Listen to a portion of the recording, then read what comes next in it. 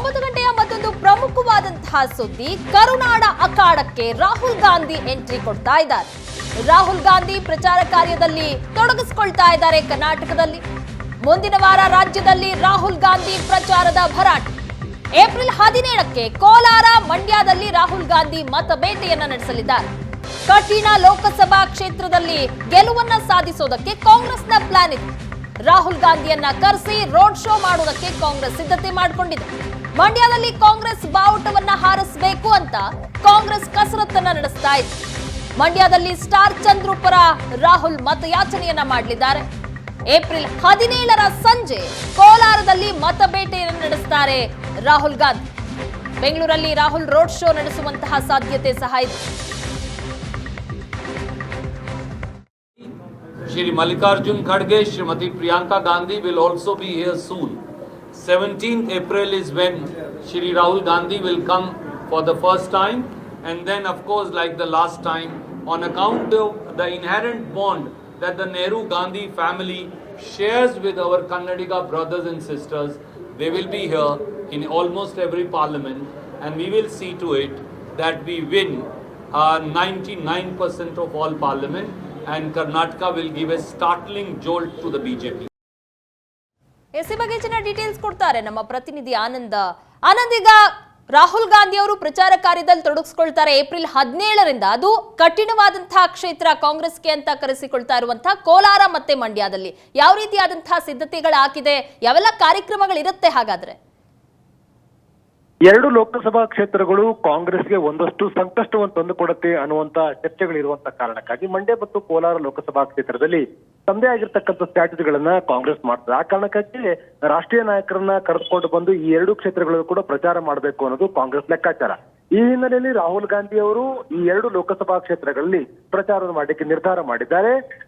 ಎರಡು ಲೋಕಸಭಾ ಕ್ಷೇತ್ರಗಳಲ್ಲೂ ಕೂಡ ಅಭ್ಯರ್ಥಿ ಆಯ್ಕೆ ಸಂಬಂಧ ಆರಂಭಗೊಂಡಂತೆ ಅಂತಿಮವಾಗಿ ನಾಮಪತ್ರ ಸಲ್ಲಿಕೆ ಆಗೋ ತನಕ ಕೂಡ ಒಂದಷ್ಟು ಗೊಂದಲಗಳು ಎರಡೂ ಕ್ಷೇತ್ರದಲ್ಲಿ ಇತ್ತು. ಆ ಕಾರಣಕ್ಕಾಗಿ ಸಹಜವಾಗಿ ಅಂದ್ರೆ ಮಂಡ್ಯದಲ್ಲಿ ಕುಮಾರಸ್ವಾಮಿ ಅವರು ಸ್ಪರ್ಧೆ ಮಾಡಿರುವಂತಹ ಕಾರಣಕ್ಕಾಗಿ ದೊಡ್ಡ ಮಟ್ಟದ ಸ್ಪರ್ಧೆ ಸಹಜವಾಗಿ ಮಂಡ್ಯ ಕ್ಷೇತ್ರದಲ್ಲಿ ಕಂಡು ಬರ್ತದೆ. ಆ ಕಾರಣಕ್ಕಾಗಿ ರಾಹುಲ್ ಗಾಂಧಿ ಅವರು ಕರೆದುಕೊಂಡು ಬಂದು ಪ್ರಚಾರ ಮಾಡಬೇಕು. ಆ ಮೂಲಕ ಸರ್ಕಾರದ ಗ್ಯಾರಂಟಿ ಯೋಜನೆಗಳನ್ನು ಜನರ ಬಳಿಗೆ ತೆಗೆದುಕೊಂಡು ಹೋಗಲಿಕ್ಕೆ ಈ ಒಂದು ರೋಡ್ ಶೋ ಮತ್ತು ಬಹಿರಂಗ ಸಭೆ ಪೂರಕ ಆಗತ್ತೆ ಅನ್ನುವಂತ ಲೆಕ್ಕಾಚಾರ ಕಾಂಗ್ರೆಸ್ ಇದೆ. ಆ ಹಿನ್ನೆಲೆಯಲ್ಲಿ ಮಂಡ್ಯದಲ್ಲಿ ರೋಡ್ ಶೋ ಮಾಡಬೇಕು ಅನ್ನೋ ನಿರ್ಧಾರವನ್ನು ಕೂಡ ತೆಗೆದುಕೊಳ್ಳಲಾಗಿದೆ.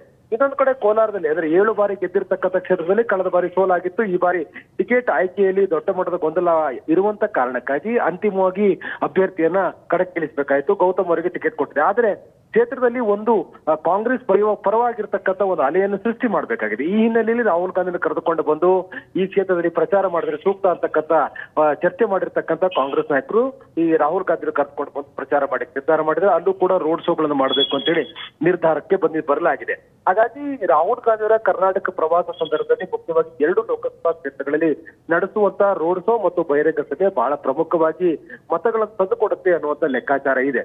ಕಳೆದ ಬಾರಿಯೂ ಕೂಡ ಅಂದ್ರೆ ಮಂಡ್ಯ ಲೋಕಸಭಾ ಕ್ಷೇತ್ರದ ವ್ಯಾಪ್ತಿಯಲ್ಲಿ ಭಾರತ್ ಜೋಡೋ ಯಾತ್ರೆ ಮಾಡಿದ ಸಂದರ್ಭದಲ್ಲಿ ಆ ಒಂದು ಭಾರತ್ ಜೋಡೋ ಯಾತ್ರೆ ಹೋದಂತ ಮಾರ್ಗದಲ್ಲಿ ಕಾಂಗ್ರೆಸ್ ಪೂರಕವಾದಂತ ಸ್ಥಾನಗಳು ಬಂದಿತ್ತು. ಎಲ್ಲಾ ಕ್ಷೇತ್ರಗಳಲ್ಲೂ ಕೂಡ ಕಾಂಗ್ರೆಸ್ ಗೆದ್ದಿತ್ತು. ಈ ಹಿನ್ನೆಲೆಯಲ್ಲಿ ಮಂಡ್ಯ ಲೋಕಸಭಾ ಕ್ಷೇತ್ರದ ವ್ಯಾಪ್ತಿಯಲ್ಲಿ ಬರ್ತಕ್ಕಂಥ ಅಂದ್ರೆ ಭಾರತ್ ಜೋಡೋ ಯಾತ್ರೆ ಹೋಗಿದಂತ ಮಾರ್ಗಗಳಲ್ಲಿ ಬರ್ತಕ್ಕಂಥ ಮಂಡ್ಯ ಲೋಕಸಭಾ ಕ್ಷೇತ್ರದಲ್ಲಿ ರಾಹುಲ್ ಗಾಂಧಿ ಅವರು ಪ್ರಚಾರವನ್ನು ಮಾಡ್ಲಿಕ್ಕೆ ನಿರ್ಧಾರ ಮಾಡಿದರೆ ಅವ್ರನ್ನ ಕರೆದುಕೊಂಡು ಬಂದು ಬಹಿರಂಗ ಸಭೆ ಮತ್ತು ರೋಡ್ ಶೋಗಳನ್ನು ನಡೆಸಿ ಕಾಂಗ್ರೆಸ್ ಮುಂದಾಗಿದೆ. ಇನ್ನೊಂದು ಕಡೆ ಕೋಲಾರದಲ್ಲೂ ಕೂಡ ಅದೇ ರೀತಿಯಾಗಿರ್ತಕ್ಕಂಥ ಒಂದು ಸ್ಟ್ರಾಟಜಿಗಳನ್ನು ಕೂಡ ಕಾಂಗ್ರೆಸ್ ಮಾಡಿದೆ. ಯಾಕಂದ್ರೆ ಕಳೆದುಕೊಂಡಿರ್ತಕ್ಕಂಥ ಕ್ಷೇತ್ರವನ್ನು ಪಡೆದುಕೊಳ್ಬೇಕು ಅನ್ನೋದು ಕಾಂಗ್ರೆಸ್ ಲೆಕ್ಕಾಚಾರ. ಈ ಹಿನ್ನೆಲೆಯಲ್ಲಿ ಅದಕ್ಕೆ ಬೇಕಾಗಿರ್ತಕ್ಕಂಥ ತಯಾರಿಯನ್ನು ಕೂಡ ಕಾಂಗ್ರೆಸ್ ಮಾಡ್ತಾ ಇದೆ. ಎಸ್ ಆನಂದ್, ಹಾಗೆ ಸಂಪರ್ಕದಲ್ಲಿರಿ. ಏನು ಲೋಕಸಭೆ ಚುನಾವಣೆ ಗೆಲ್ಲೋದಕ್ಕೆ ಕಾಂಗ್ರೆಸ್ ಒಗ್ಗಟ್ಟಿನ ಅಸ್ತ್ರವನ್ನ ಪ್ರಯೋಗಿಸಿದೆ. ನಿಗಮ ಮಂಡಳಿ ಅಧ್ಯಕ್ಷರಿಗೆ ಎಚ್ಚರಿಕೆ ಕೊಟ್ಟಿದೆ ಹೈಕಮಾಂಡ್. ಕಾಂಗ್ರೆಸ್ ಪರ ಕೆಲಸ ಮಾಡಿಲ್ಲ ಅಂದ್ರೆ ವಜಾಗೊಳಿಸ್ತೀವಿ ಅನ್ನೋ ಎಚ್ಚರಿಕೆ ಈಗಾಗಲೇ ರವಾನೆ ಮಾಡಿದೆ.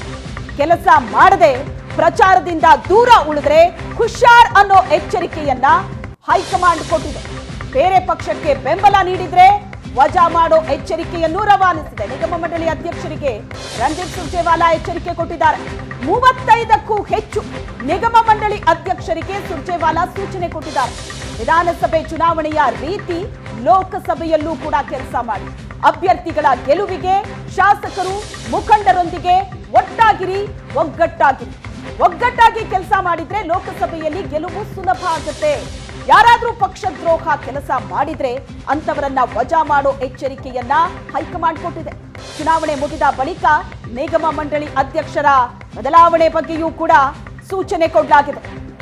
ಈ ಬಗ್ಗೆ ಹೆಚ್ಚಿನ ಡೀಟೇಲ್ಸ್ ಅನ್ನ ಕೊಡ್ತಾರೆ ನಮ್ಮ ಪ್ರತಿನಿಧಿ ಆನಂದ್ ಬೈದನಮನೆ. ಆನಂದ್, ಒಗ್ಗಟ್ಟಿನ ಅಸ್ತ್ರವನ್ನ ಇಲ್ಲಿ ಕಾಂಗ್ರೆಸ್ ಪ್ರಯೋಗಿಸ್ತಾ ಇದೆ, ಒಗ್ಗಟ್ಟಿನ ಮಂತ್ರ ಜಪಿಸ್ತಾ ಇದೆ. ನಿಗಮ ಮಂಡಳಿಯವರಿಗೂ ಕೂಡ ಇದೇ ರೀತಿಯಾದಂತಹ ಸೂಚನೆ ಕೊಟ್ಟಿದೆ. ವಿಧಾನಸಭೆಯಲ್ಲಿ ಹೇಗೆ ಕೆಲಸ ಮಾಡಿದಿರೋ ಲೋಕಸಭೆಯಲ್ಲೂ ಅದೇ ರೀತಿ ಕೆಲಸ ಮಾಡಿ ಅಂತ. ಎಲ್ಲೂ ಕೂಡ ಯಾರಿಂದಲೂ ಅಸಮಾಧಾನ ಆಗ್ಲಿ ಅಥವಾ ಚುನಾವಣೆಗೆ ಕೈ ಜೋಡಿಸದೇ ಇರೋದು ಅಂತಹ ಬೆಳವಣಿಗೆಗಳು ಆಗಬಾರದು ಅನ್ನೋ ಸೂಚನೆ ಇದು. ಹಾಗಾದ್ರೆ ಎಲ್ಲರೂ ಒಟ್ಟಿಗೆ ಕೆಲಸ ಮಾಡಲೇಬೇಕು, ಇಲ್ಲ ಅಂದ್ರೆ ಕಠಿಣವಾದಂತಹ ಕ್ರಮ ಪಕ್ಕ. ಎಸ್, ಖಂಡಿತವಾಗ್ಲೂ ಕೂಡ ಈ ಬಾರಿಯ ಲೋಕಸಭಾ ಚುನಾವಣೆಯಲ್ಲಿ ಕಾಂಗ್ರೆಸ್ ಗೆಲ್ಲೇಬೇಕಾಗಿರ್ತಕ್ಕಂಥ ಒತ್ತಡದಲ್ಲಿದೆ. ಯಾಕೆ ರಾಜ್ಯದಲ್ಲಿ ಕಾಂಗ್ರೆಸ್ ಅಧಿಕಾರ ಇರುವಂತ ಕಾರಣಕ್ಕಾಗಿ 20ಕ್ಕೂ ಹೆಚ್ಚು ಸ್ಥಾನ ಗೆಲ್ಲಬೇಕು ಅನ್ನುವಂತ ಒಂದು ಗುರಿಯನ್ನು ಕೂಡ ಕಾಂಗ್ರೆಸ್ ಹಾಕೊಂಡಿದೆ. ಆ ಗುರಿಯನ್ನು ತಲುಪಬೇಕಾದ್ರೆ ನಿಶ್ಚಯವಾಗಿಯೂ ಕೂಡ ತಳಹಂತಲ್ಲೂ ಕೂಡ ದೊಡ್ಡ ಮಟ್ಟದ ಕೆಲಸ ಆಗಬೇಕಾಗತ್ತೆ. ಕೇವಲ ರಾಜ್ಯ ನಾಯಕರು ಸ್ಟ್ರಾಟಜಿಗಳನ್ನು ಮಾಡಿದಷ್ಟು ಸಾಕಾಗೋದಿಲ್ಲ. ಆ ಸ್ಟ್ರಾಟಜಿಗಳು ತಳಹಂತದಲ್ಲಿ ಮತದಾರರಿಗೆ ತಲುಪಬೇಕು ಅಂತಂದ್ರೆ ಕೆಳಹಂತದಲ್ಲಿರ್ತಕ್ಕಂಥ ಕಾರ್ಯಕರ್ತರು ಮುಖಂಡರು ಕೆಲಸ ಮಾಡ್ಲೇಬೇಕಾಗತ್ತೆ. ಅದರಲ್ಲೂ ಮುಖ್ಯವಾಗಿ ನಿಗಮ ಮಂಡಳಿ ಅಧ್ಯಕ್ಷರುಗಳು, ಅಂದ್ರೆ ನಿಗಮ ಮಂಡಳಿ ಅಧ್ಯಕ್ಷರಾಗಿರ್ತಕ್ಕಂಥವ್ರು ಸಹಜವಾಗಿ ಶಾಸಕರಾಗಿರ್ತಕ್ಕಂಥವ್ರು ಅಥವಾ ಮಾಜಿ ಶಾಸಕರಿದ್ದಾರೆ ಮತ್ತು ಮುಂದೆ ಆ ಪಕ್ಷದ ಅಭ್ಯರ್ಥಿ ಕಣಕ್ಕಿಳಿತಕ್ಕಂಥ ಸಾಮರ್ಥ್ಯ ಇರ್ತಕ್ಕಂಥ ದೊಡ್ಡ ಜನಬೆಂಬಲ ಇರ್ತಕ್ಕಂಥ ನಾಯಕರೇ ನಿಗಮ ಮಂಡಳಿ ಅಧ್ಯಕ್ಷರಾಗಿರ್ತಕ್ಕಂಥವ್ರು ಮತ್ತು ಪಕ್ಷಕ್ಕಾಗಿ ಹಲವು ವರ್ಷಗಳ ಕಾಲ ಕೆಲಸ ಮಾಡಿರ್ತಕ್ಕಂಥ ಅಧ್ಯಕ್ಷರು ಮಾಡಲಾಗಿದೆ. ಅವರು ಈ ಬಾರಿ ಚುನಾವಣೆಯಲ್ಲಿ ಕೆಲಸ ಮಾಡಲೇಬೇಕು ಅನ್ನೋ ನಿರ್ದೇಶನ ಕೊಡಲ. ಯಾಕಂತಂದ್ರೆ ನಿಗಮ ಮಂಡಳಿ ಅಧ್ಯಕ್ಷರಾಗಿರ್ತಕ್ಕಂಥವ್ರನ್ನ ಇತ್ತೀಚೆಗೆ ಬೇರೆ ಬೇರೆ ನಿಗಮ ಮಂಡಳಿಗಳಿಗೆ ನೇಮಕ ಮಾಡಲಾಗಿದೆ. ಆದ್ರೆ ಅವರು ತಮ್ಮ ಕೆಲಸವನ್ನು ಮಾಡಲೇಬೇಕು. ಒಂದೊಮ್ಮೇನಾದ್ರೂ ಕೂಡ ನಿರ್ದಿಷ್ಟವಾಗಿರ್ತಕ್ಕಂಥ ರೀತಿಯಲ್ಲಿ ಅವರು ಕೆಲಸ ಮಾಡಿಲ್ಲ ಅಂದ್ರೆ ನಿಶ್ಚಯವಾಗಿಯೂ ಅವರು ಕೊಟ್ಟಿರ್ತಕ್ಕಂಥ ಅಧಿಕಾರವನ್ನ ಕಸಿದುಕೊಳ್ಬೇಕು ಅನ್ನುವ ನಿರ್ಧಾರಕ್ಕೆ ಕಾಂಗ್ರೆಸ್ ಬಂದಿದೆ. ಯಾಕೆಂತಂದ್ರೆ ಈಗಾಗಲೇ ಮಂತ್ರಿಗಳಿಗೂ ಕೂಡ ಬಹಳ ಸ್ಪಷ್ಟವಾದ ಸೂಚನೆ ಕೊಡಲಾಗಿದೆ ಮತ್ತು ಕಾರ್ಯಾಧ್ಯಕ್ಷರು, ಪ್ರಚಾರ ಸಮಿತಿ ಅಧ್ಯಕ್ಷರು ಸೇರಿದಾಗ ಎಲ್ಲರಿಗೂ ಕೂಡ ಸ್ಪಷ್ಟವಾದ ನಿರ್ದೇಶನವನ್ನು ಈಗಾಗಲೇ ಕಾಂಗ್ರೆಸ್ ನಾಯಕರು ನೀಡಿದ್ದಾರೆ. ಯಾಕೆಂತಂದ್ರೆ ಒಂದೊಮ್ಮೆ ಏನಾದ್ರೂ ಕೂಡ ನಿಶ್ಚಿತವಾದ ಸ್ವರೂಪದಲ್ಲಿ ಕೆಲಸ ಮಾಡದಿದ್ರೆ ನೀವೆಲ್ಲ ಮಾಜಿಗಳಾಗ್ತೀರಿ ಅಂತಕ್ಕಂಥ ನಿರ್ದೇಶನವನ್ನು ಕೂಡ ಈಗಾಗಲೇ ಕೆಪಿಸಿ ಅಧ್ಯಕ್ಷರಾಗಿರುವಂತಹ ಡಿ ಕೆ ಶಿವಕುಮಾರ್ ಕೊಟ್ಟಿದ್ದಾರೆ. ಅಂದ್ರೆ ಅಷ್ಟರ ಮಟ್ಟಿಗೆ ಈ ಚುನಾವಣೆನ ಗಂಭೀರವಾಗಿ ತೆಗೆದುಕೊಂಡಿರುವಂತಹ ಕಾಂಗ್ರೆಸ್ ಎಲ್ಲ ಹಂತದ ನಾಯಕರನ್ನು ಕೂಡ ಚುನಾವಣೆಗೆ ಬಳಕೆ ಮಾಡಿಕೊಳ್ಳಿಕ್ಕೆ ಮತ್ತು ಅವರು ಸಕ್ರಿಯ ಕೆಲಸ ಮಾಡುವಂತೆ ಖಡಕ್ ಸೂಚನೆ ರವಾನೆ ಆಗ್ತದೆ. ಈ ಹಿನ್ನೆಲೆಯಲ್ಲಿ ನಿಗಮ ಮಂಡಳಿ ಅಧ್ಯಕ್ಷರಿಗೆ ನಿರ್ದೇಶನ ಕೊಟ್ಟಿರ್ತಕ್ಕಂಥದ್ದು ಒಂದೊಮ್ಮೇನಾದ್ರೂ ಕೂಡ ಅಡ್ಜಸ್ಟ್ಮೆಂಟ್ ರಾಜಕಾರಣ ಅಥವಾ ಪಕ್ಷದ ಅಭ್ಯರ್ಥಿ ಅಧಿಕೃತ ಅಭ್ಯರ್ಥಿ ಪರ ಕೆಲಸ ಮಾಡದೇ ಇದ್ರೆ ಅವರ ವಿರುದ್ಧ ಕ್ರಮ ತೆಗೆದುಕೊಳ್ತೇವೆ ಅನ್ನೋದಕ್ಕೆ ಪೂರಕವಾಗಿರ್ತಕ್ಕಂಥ ಸಂದೇಶ ರವಾನೆ ಆಗಿದೆ. ನಿಗಮ ಮಂಡಳಿ ಅಧ್ಯಕ್ಷರು ನಿರ್ದಿಷ್ಟ ಪ್ರಮಾಣದಲ್ಲಿ ಕೆಲಸ ಮಾಡದೇ ಇದ್ರೆ ಅವರನ್ನ ಸಹಜವಾಗಿ ಆ ಹುದ್ದೆಯಿಂದ ಕೆಳಗಿಳಿಸಲಾಗತ್ತೆ ಅನ್ನುವಂಥ ನಿರ್ದೇಶನವನ್ನು ರಣದೀಪ್ ಸುರ್ಜೇವಾಲಾ ಅವರು ನಿನ್ನೆ ಕೊಟ್ಟಿದ್ದಾರೆ. ಬಹಳ ಪ್ರಮುಖವಾಗಿ ಅವರ ಜೊತೆ ನಿನ್ನೆ ಸಂವಾದ ಮಾಡಿರೋ ಸಂದರ್ಭದಲ್ಲಿ ಮತ್ತು ಅವ್ರ ಜೊತೆ ಸಭೆ ಮಾಡಿರೋ ಸಂದರ್ಭದಲ್ಲಿ ರಣದೀಪ್ ಸುರ್ಜೇವಾಲಾ ಹೇಳಿರ್ತಕ್ಕಂಥದ್ದು, ನೀವು ನಿರ್ದಿಷ್ಟವಾಗಿರ್ತಕ್ಕಂಥ ಕ್ಷೇತ್ರಗಳಲ್ಲಿ ನಿರ್ದಿಷ್ಟವಾದ ಪ್ರದೇಶದಲ್ಲಿ ಕೆಲಸ ಮಾಡಲೇಬೇಕು. ಒಂದೊಮ್ಮೆನೂ ಕೂಡ ನಿಮ್ಮ ಕೆಲಸದಲ್ಲಿ ತೃಪ್ತಿ ಇಲ್ಲದೆ ಇರತಕ್ಕಂಥ ನಮಗೆ ಗೊತ್ತಾಗಿದ್ದೆ ಅದೇ ನಿಶ್ಚಿತವಾಗಿ ನಿಮ್ಮ ಮೇಲೆ ಕ್ರಮ ಆಗತ್ತೆ ಅನ್ನುವಂತ ಸೂಚ್ಯವಾಗಿ ಅದನ್ನು ಹೇಳುವ ಕೆಲಸವನ್ನು ಕೂಡ ಮಾಡಿದ್ದಾರೆ. ಆ ಮೂಲಕ ಹೇಗೆ MLA-ಗಳಿಗೆ ಸಚಿವರಿಗೆ ನಿರ್ದೇಶನ ಕೊಡಲಾಗಿದೆಯೋ ಅದೇ ರೀತಿ ನಿಗಮ ಮಂಡಳಿ ಅಧ್ಯಕ್ಷರಿಗೂ ಕೂಡ ನಿರ್ದೇಶನ ಕೊಡುವ ಮೂಲಕ ಎಲ್ಲರೂ ಕೂಡ ಎಲೆಕ್ಷನ್ ಅಲ್ಲಿ ತೊಡಗಿಸಿಕೊಳ್ಳುವಂತ ಪ್ರಯತ್ನಕ್ಕೆ ಕಾಂಗ್ರೆಸ್ ಮುಂದಾಗಿದೆ. ಎಸ್, ಥ್ಯಾಂಕ್ ಯು ಆನಂದ್ ನಿಮ್ಮೆಲ್ಲ ಡೀಟೇಲ್ಸ್ಗೆ.